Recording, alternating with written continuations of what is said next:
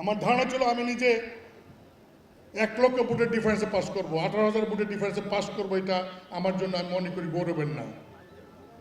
মানে অবস্থাটা এরকম যে আমরা যদি না আসতে পারি, সেটা শাসক দলেরও একাংশের ইচ্ছা ছিল এবং মাঠে যারা আন্দোলন করে তাদেরও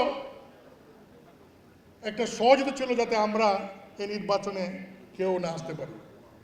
যাই হোক, আমি আপনাদের সামনে বলবো যে গত নির্বাচনের পর আমাদের কিছু সহকর্মী, দীর্ঘদিনের সাথী, রাজপথের জাতীয় পার্টির সহকর্মী ছিলেন, তারা অনেকে হয়তো বা ভুল বুঝেছেন, অনেকে ভুল বুঝে তারা সরে গিয়েছেন।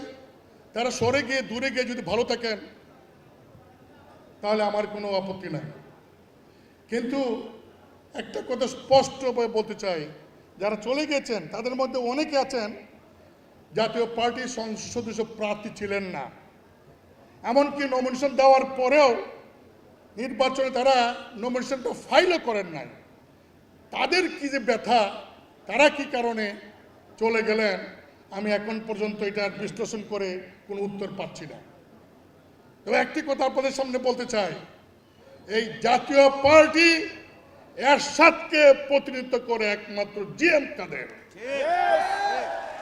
এটা বাংলাদেশে এস্টাবলিশড হয়ে গেছে যে জিএম কাদের জাতীয় পার্টিকে একমাত্র প্রতিনিধিত্ব করে গোলাম মোহাম্মদ কাদের, এরশাদ সাহেবের, এবং তার নেতৃত্বে আমরা আছি। আমি স্পষ্ট করে বলতে চাই, যারা চলে গেছেন তারা ভুল করেছেন। আজকে বাংলাদেশে রাজনৈতিক অবস্থানে আপনারা দেখেন, আওয়ামী লীগ তারা আজকে চায় না দেশে কোনো দল থাকুক।